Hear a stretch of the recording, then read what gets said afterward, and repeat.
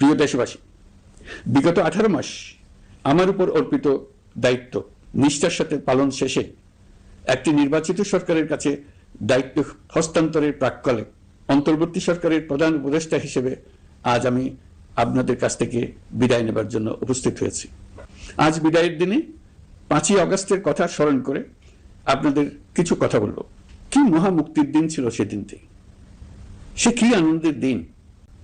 বাংলাদেশিরা দেশে বিদেশে যে যেখানে ছিল আনন্দে চোখের পানি ফেলেছিল। দৈত্যের গ্রাস থেকে তরুণ ছাত্রছাত্রীরা দেশকে বের করে এনেছে, দেশ মুক্ত হয়েছে।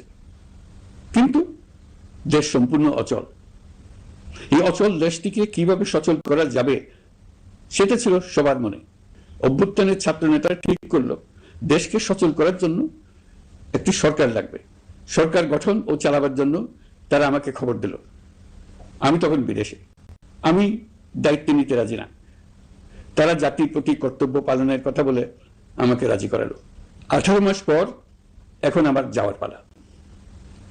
আমি আজ আমার কাজ হতে বিদায় নিতে আপনাদের সামনে এসেছি। আমাদের প্রথম কাজ ছিল দেশকে সচল করা। এটি ছিল সবচেয়ে কঠিন কাজ। যারা দেশকে লুটে পুটে খেত তারা দেশের এই যন্ত্র চালাতো। তাদের একান্ত অনুগত লোকজন নিয়ে অভ্যুত্থানের সঙ্গে সঙ্গে সবাই পালিয়ে গেছে। বড় কর্তা পালিয়ে গেছে, মাঝারি কর্তা পালিয়ে গেছে, অন্যরা ভোল পাল্টিয়েছে অথবা আত্মগোপনে চলে গেছে। কেউ নানা জনের সুপারিশ নিয়ে আসছে, তারা অভ্যুত্থানের গোপন সৈনিক ইত্যাদি। সরকারের ভেতর যারা পালিয়ে যাননি তাদের মধ্যে কাকে বিশ্বাস করবেন, কাকে বিশ্বাস করবেন না, এটি মহাসংকট হয়ে দাঁড়ালো।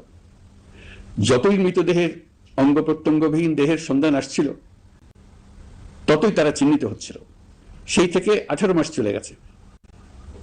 অবশেষে 12ই ফেব্রুয়ারি আসলো। 1.5 যুগ পরে দেশে একটি জাতীয় নির্বাচন এবং ব্যাপক সাংবিধানিক পরিবর্তনের জন্য সর্বসম্মত জুলাই সনদের উপর গণভোট অনুষ্ঠান হলো।